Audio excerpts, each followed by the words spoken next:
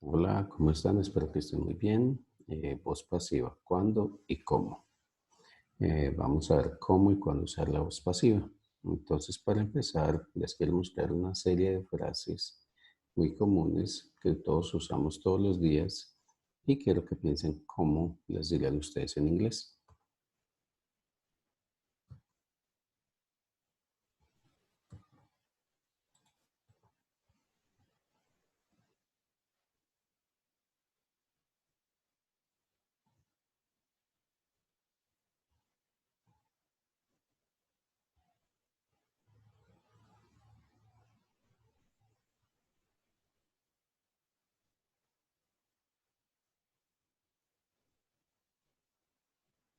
Muy bien, entonces empecemos. ¿Cuándo usar la voz pasiva? La voz pasiva se usa en inglés cuando yo hago énfasis en la situación, en el hecho, no en quién lo hace. Si analizamos cada una de estas frases, vemos que estoy haciendo énfasis en la situación. Este cuadro siempre lo admiran. No estamos diciendo quién admira el cuadro. No estamos diciendo quién no se puede llevar los libros. No estamos diciendo quién te va a decir. No estamos diciendo quién le ha ganado o no le ha ganado a tu hermano o a mi hermano.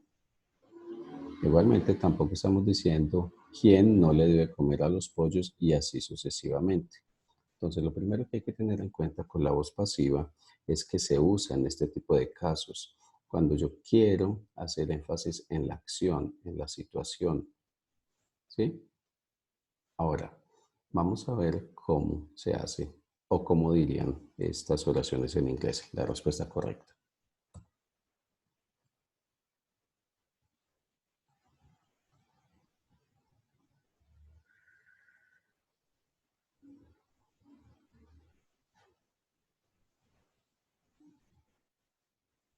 Entonces, si analizamos, ya vamos a ver la segunda parte, cómo se hace la voz pasiva. Entonces, miren que utilizamos el verbo to be más el participio pasado. Verbo to be más participio pasado. Verbo to be más participio pasado. Verbo to be más participio pasado y así sucesivamente.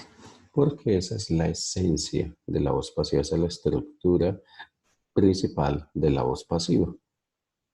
Entonces repasemos. Usamos la voz pasiva cuando hago énfasis en la situación, en la acción.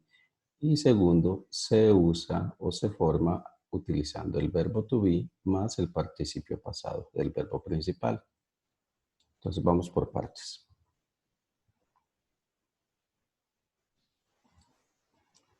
Esta es una frase normal que llaman voz activa. Tengo el sujeto, tengo el verbo y tengo un complemento. Entonces, para pasar una frase o oración de voz activa a voz pasiva, tengo que hacer los siguientes 3 o 4 pasos. El primero es identificar el objeto. ¿Cuál es el objeto? El objeto es el que siempre está después del verbo. Fíjense, promised es el verbo, entonces me es el objeto.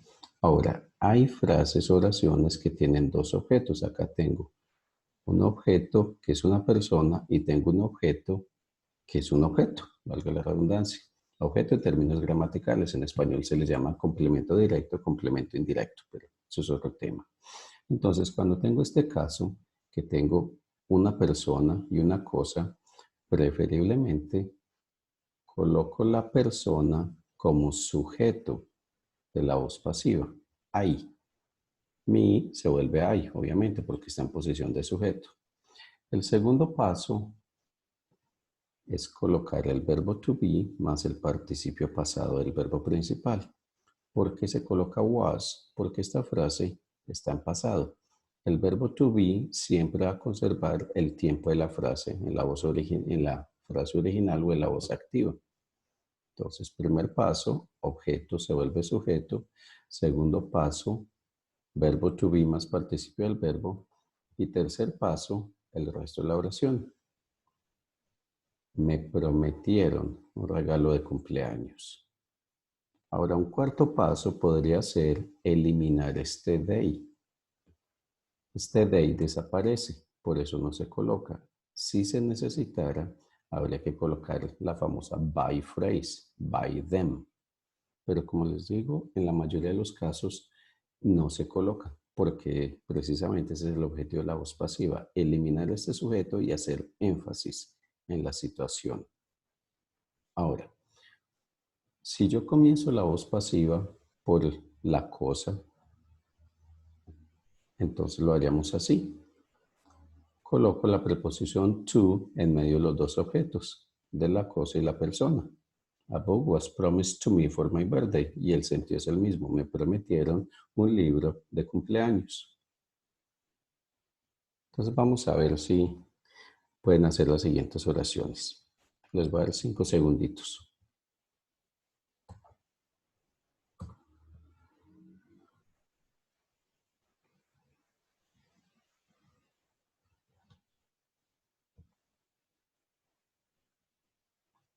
No me dijeron la verdad sobre la situación. Vamos con esta otra.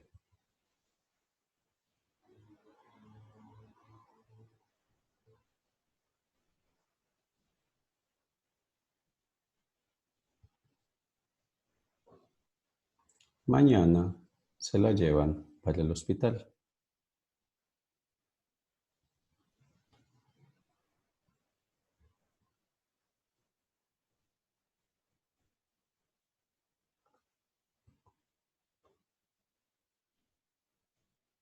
No te pueden contestar tu pregunta. Una más.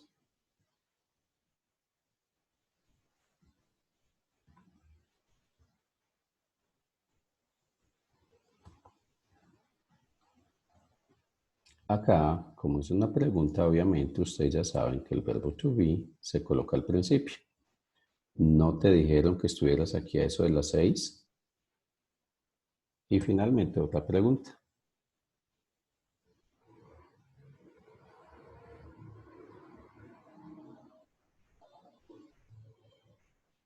Nuevamente, el verbo to be se coloca al principio porque es una pregunta.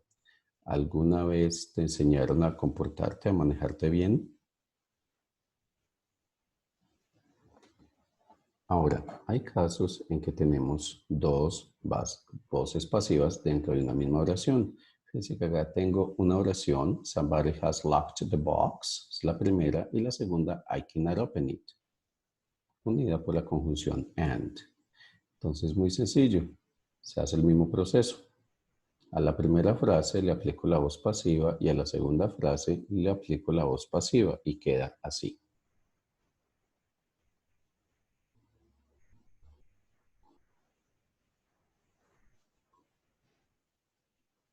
A la caja le pusieron seguro, la cerraron con seguro y no se puede abrir.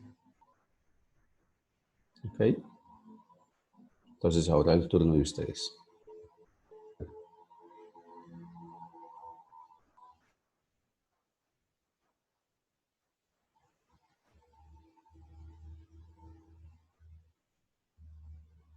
Al ladrón le hicieron un juicio justo y lo mandaron para la cárcel. Este he lo coloco en paréntesis porque es opcional. ¿Por qué es opcional? Porque the thief es el sujeto para esta voz pasiva y para esta voz pasiva.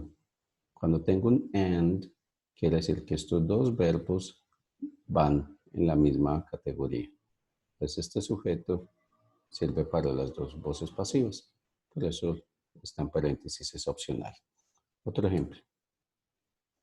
Bueno, recuerden que les dije que cuando tengo una persona y una cosa, preferiblemente empiezo por la persona. Si empiezo por el objeto, recuerden, coloco el to en medio de los dos. Ok, otro ejemplo.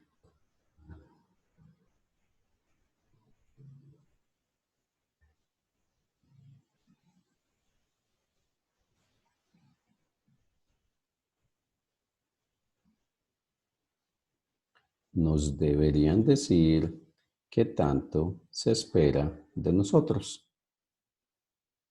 Ought to es lo mismo que should.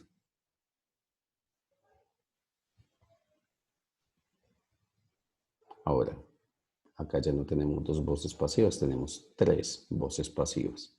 Entonces les voy a dar unos segunditos para que lo analicen y traten de ver cómo la dirían en inglés, cómo la transformarían a voz pasiva.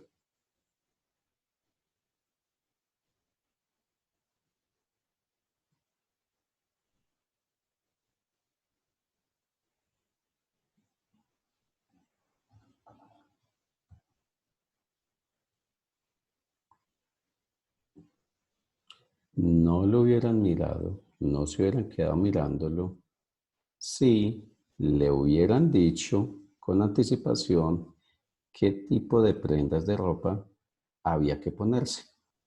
Entonces piense, una, dos y tres voces pasivas. Otra oración con tres voces pasivas. Vamos a ver cómo la harían ustedes.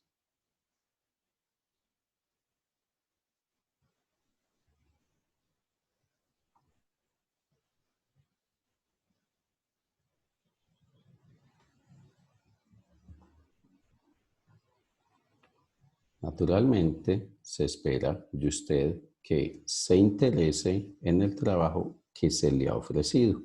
Una, dos y tres.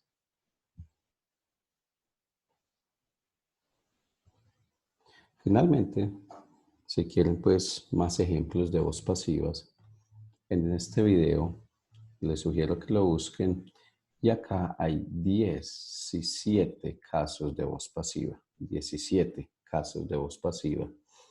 Sería bueno que lo vieran y trataran de identificar la voz pasiva, las 17 voces pasivas que hay ahí, porque la voz pasiva es muy común en noticias y documentales. Este es un mini documental sobre desastres naturales. Entonces, sería bueno que lo vieran y trataran de identificar los 17 casos de voz pasiva que hay en este video y ya de una manera más natural.